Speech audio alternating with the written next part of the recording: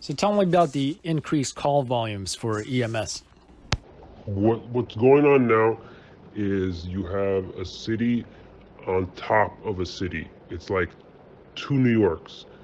You have the regular 911 calls that were built to handle, and then you have the corona calls on top of it, and then you have the people who are just anxious about corona. You have the moderate coronas, the severe coronas, the minor coronas, and the corona anxiety. And then on top of that, you have the regular 911 calls, which haven't stopped. People haven't been like, oh, I should probably just, take care of this headache myself, or, my leg is swollen. I should go to my doctor on Monday. They still call 911 as if there's no global health crisis or anything. They're completely ignorant to it, even though they watch news all day long. We can't handle two cities. We can only handle one. And that's why you see 7,000 calls in a day versus like 4,500, which would be normal for March. And people are kind of giving up on our end. It's like, how many times can you... Another challenge is the amount of effort you have to put in to actually properly avoid getting contaminated is exhausting. Like, you don't realize how many extra actions a day you have to do if you actually want to stay on top of keeping yourself quote unquote safe. Like, all right, you put on gloves and a mask and glasses and whatnot, but hey, if you touch your mask to adjust the nose thingy to make a better seal, oh, now you touch your mask with those gloves. The outside of that mask isn't clean. You have to then, what are you gonna do with those gloves? You touch the monitor with those gloves. Now you have to clean the monitor, you have to change gloves, you have to keep on doing this over and over and over again with every little thing. You don't realize how many things you touch, how often you want to touch your face, how often you touch your equipment.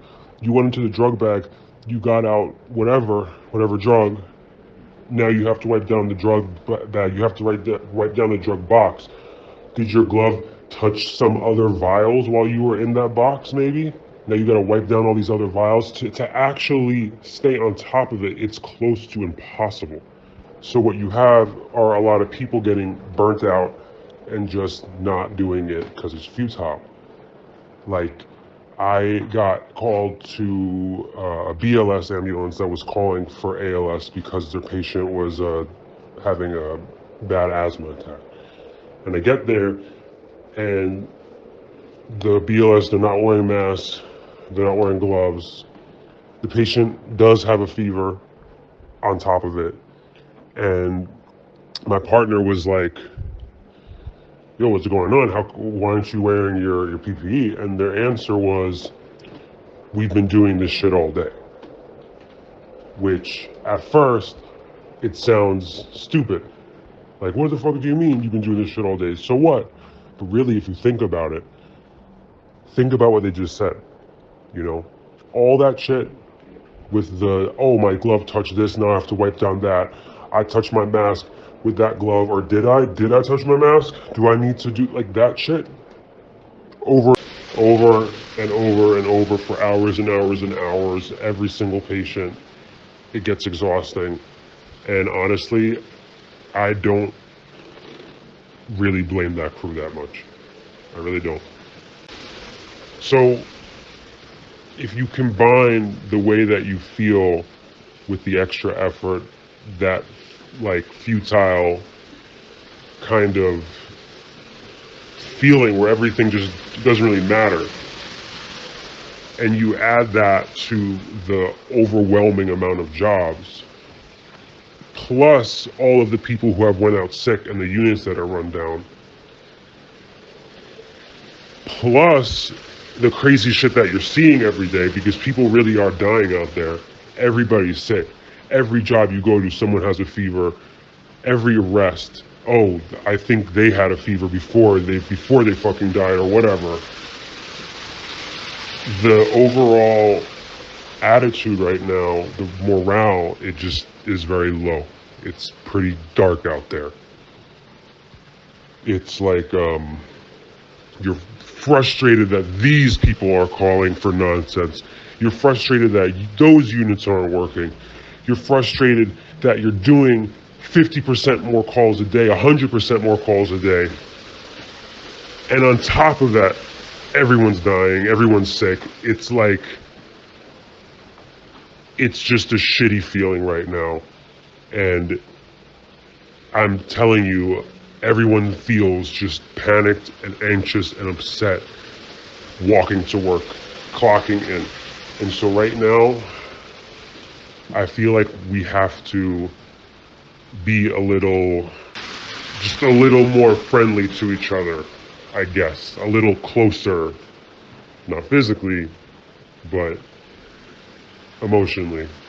And try to pull each other up through this craziness. If you see another crew that you don't usually say hello to, say hello to them. If you work for senior care and they work for FIDNY, or you work for Mount Sinai and they work for Midwood or whatever, nod your head, say, how you doing, how you feeling, you all right? You know, that's the only real thing I can think of that we have control over. Tell me about the PPE shortages. Have you experienced that at all in your situation or in the agency that you're working with? Yeah, we're all experiencing it. Like, it doesn't even matter what you work for. For example, FIDNY, you have to like turn in your N95 mask to get another one. Where I work, you have to sign for one. You get these high-risk kits that you have to put on if you go to an arrest or confirm COVID. There's not an unlimited supply. There's like one left in the room right now. Like, we just used 4 today. We just did 2 arrests. Like, so yeah, it's real.